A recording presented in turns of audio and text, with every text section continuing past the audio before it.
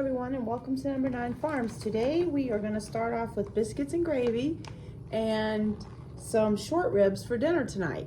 And the short ribs came from the farmer's market in Marquette, and these are absolutely delicious, and it's one of their least expensive meats. So I always buy this, and what I do is I put it in the Instapot, and then I put it in the broiler, and it's amazing. And I'm gonna use one of my barbecue sauces as well tonight. So let's get started. By the way, it is now January 28th, so it's day 28 of the Three Rivers Challenge. Each one of the packages I have here are ones that my daughter Alexis brought out because she had got these at Pick and Save for 99 cents, and she bought like every one of them they had. And it is the hot sausage, but you guys know that I always use our sausage that we make ourselves. But I do have these in the freezer, and they were in that little small freezer, if you happen to see that video where I showed the small freezer. So we're going to use these up today for the boys' biscuits and gravy, which is one of their favorite foods. And if you like, where we lived in North Carolina, in the Outer Banks, well, it wasn't in the Outer Banks that we lived, but we would always go there and work. We cleaned cottages, a lot of different things that we did. But there was a store that was called Biscuits, and I can't say the other word, but you may have seen Dusty wear the shirt, the t-shirts, but the whole thing is they had the best biscuits and gravy. And sometimes on Sunday mornings we would stop in there and get that biscuits and gravy, and that's what it reminds me of every time when we make biscuits and gravy. So let's get started. I'm gonna get all this sausage cooked, and it's supposed to be 32 ounces of sausage.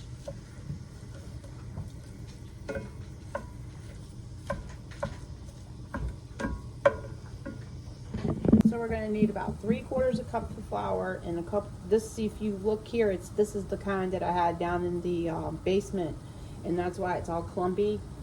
But we'll get rid of that. And then you start adding in your milk, and it's going to be approximately about 4 cups of milk. Because remember, we got 32 ounces of sausage. So we want to get rid of all that. And last night I was really sick, and Bruce thinks it was me handling all those wontons. I don't show you on the thing, but when I do the flour, most of the time I wear a mask because I'm very sensitive to the gluten. But usually it's never affected me by touching it. So I don't know what happened last night, but I have been really weak from it. It just was not a good stomach thing is what happened. So TMI, right? So we're going to do approximately 4 cups of milk.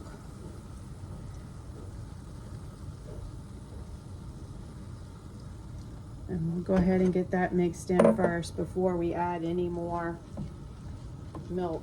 Get that flour broke up.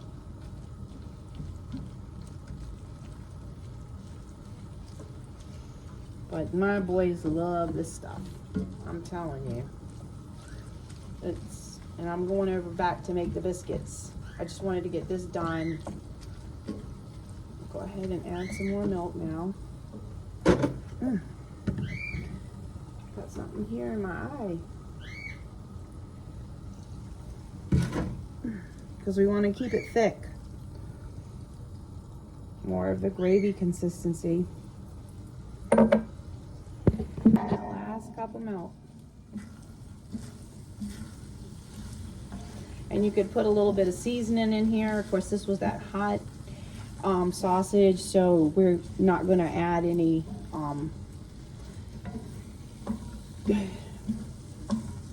hot, no, I don't, what am I trying to say? Crushed red peppers. Oh, goodness.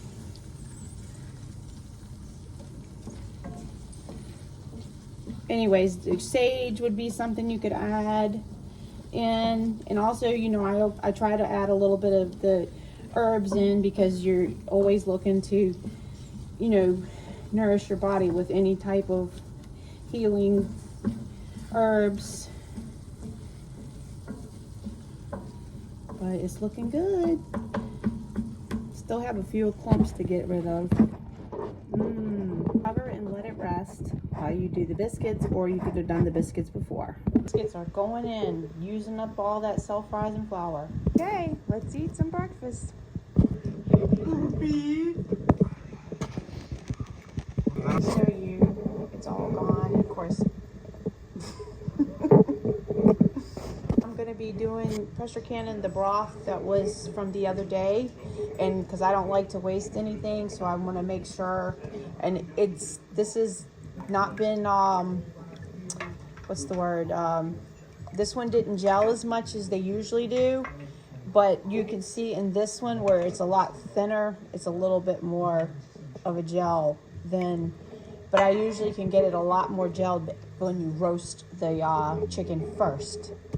Normally I would warm it up and then put it in the jars, but since I didn't know exactly how much I had based on the pressure canner I was going to get out, I know that's an issue. Like, okay, am I going to have 7 jars, or am I going to have 5 jars, or am I going to have 19 jars? So I wanted to figure it out first. Now I'm going to get the right pressure canner out. All right, so I got one electric canner going with 3 jars, and the small one going. I think this is the 10, yeah, the model number 910. But I like this one a lot because it's small, and sometimes when you don't have a lot to do, this one is great. And I happen to have this one because of Linda and Ken, because one day I was wanting this one and it went down really low in price. And this is at the old house, and Ken said, well, I'll buy it and you just pay me back. And so he did, and I always thank him for that, because there's not a time that I don't take it out and I think of that. So thanks, Ken and Linda. Okay, so now this is the most easiest macaroni and cheese you could ever make. I'm not kidding. Okay, so first thing we're gonna do is we're gonna dump in this, it doesn't matter which kind you use, any kind works, even the double cheese. I make it any kind of way possible. And this one actually, this recipe actually came with the little crock pot that I have, that I'm using. So you pour, it's 2 cups of milk, 2 jars of the stuff, 2 cups of milk, and we want to use every bit of the stuff in the jars. And then I save these jars too for putting like peppers in, because the labels come off, plus they're really good for storing the peppers. Hold on 1 second.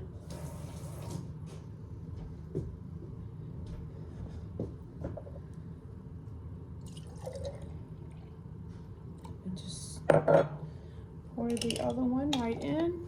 You get the whole idea. I have a video on this too. And all right, okay, that's the pressure canner. Hold on.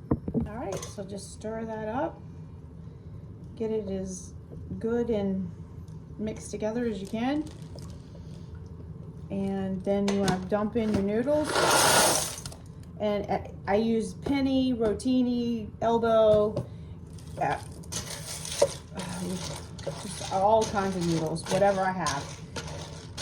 And every time, even shells, then the boys will say, oh, I like the ones you used today, which is nice to hear. And then I use 2 cups of sugar, cheese. But usually I just take 1 big handful, I'll really measure it like this, and dump it right in there, and it's that simple. Now you go ahead and put it in your crock pot for 3 hours on low, and that's like so it's 2:36 now, so at 5:36 it's ready. And most of the time the boys can't even wait for it to be done. Because they're like, is it done? Is it done? The sunshine sure is beautiful. It's just come out. Alright, so dump it into the crock pot. And I'll show you the crock pot as soon as I get this all in. And then you want to get something to scrape the rest of that goodness out. And I've got a mix of cheese here.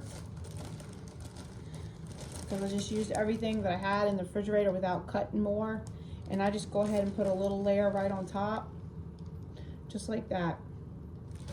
And then you could put a little salt and pepper if you wanted to. And that is all there is to it. And you put the lid on and you're done. Set it for low for 3 hours. No, it's high. It's high for 3 hours. Not low. High. So, there's the type of crock pot it is. This, I wanted to show you this. This is the light pot, and I have like a description down in my, down in the description box. But today I'm gonna plan on harvesting it. But this is the most unique little thing I wanted to show you. Look. You see that? Right here? That's a little pig pod. So we are all set. Timer's counting down, 25 minutes. And this one is got 2 minutes left. All right, so it's time for the short ribs now. So we've got the ribs. I'm gonna put 2 cups into the Instapot. This is the 8-quart Instapot. Okay. So I'm gonna put 2 cups in, and you can also like put some garlic salt or garlic powder. This one I guess must not have, oh yeah I did, okay. So I always try to do the fat side up. And these are so good. And they can be a wee bit tougher. So that's why I do it in the Instapot first. So I'll do it for like 50 minutes. And I know you sound like, oh, that's a lot. Okay, so 50 minutes. Then we're going to take them and put them on the pan and put them in the broiler with the barbecue sauce on. Because a lot of times I tell the customers about this recipe. And so now if I'll have a video for them to show them that what we can do. So it's 45, 50 minutes in the Instapot on high. And then we'll be back with the broiler. So those are done now. And looky here. Yep.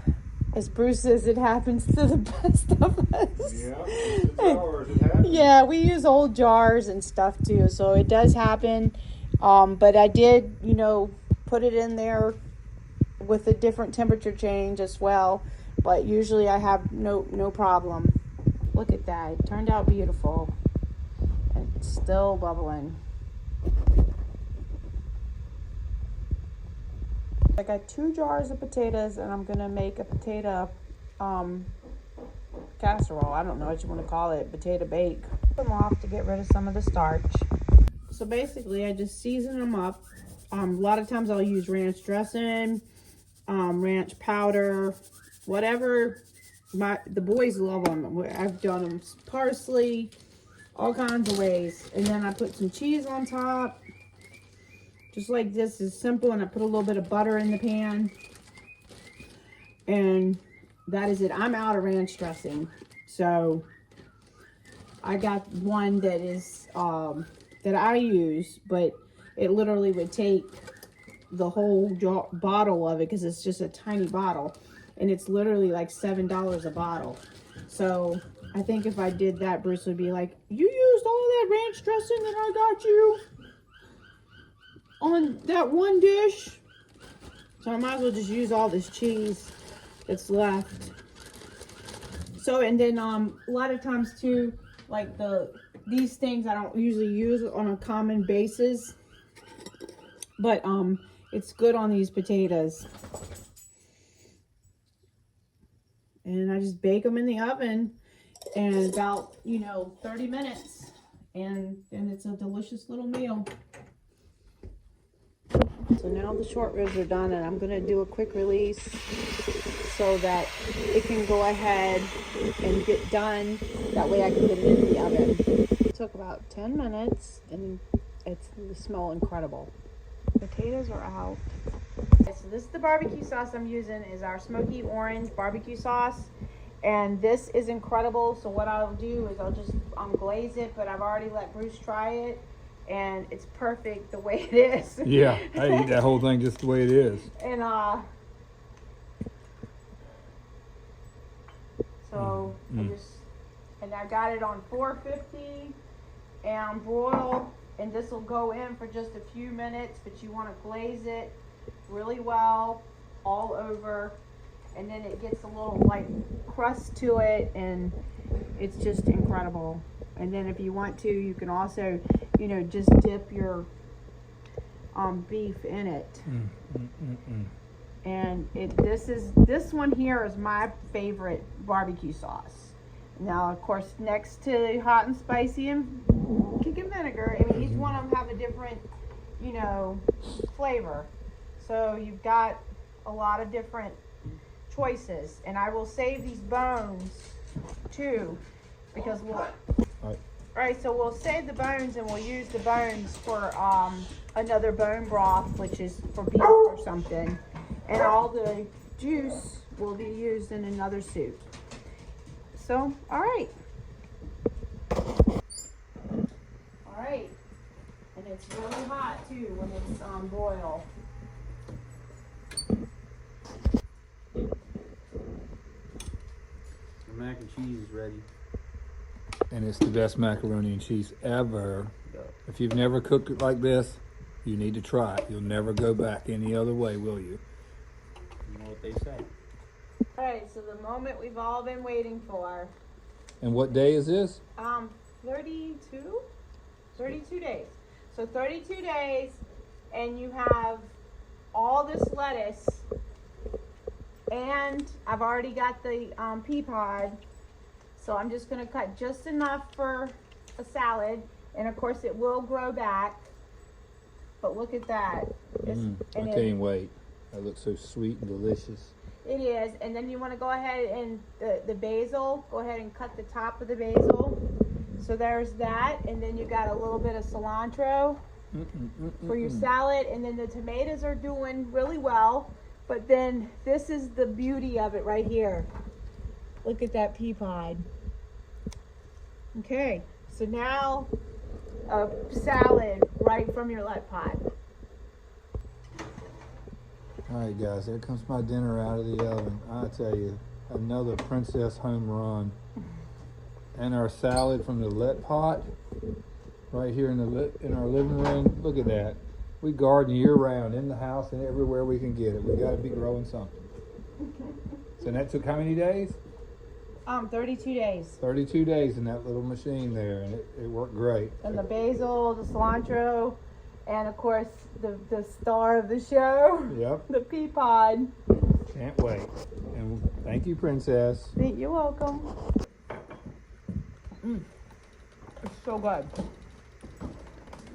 Guys, thanks so much for watching. I'm gonna clean off my jewelry table because my granddaughter's been on a cruise, and I know she'll be calling me sometime soon, so we'll be back to making some jewelry.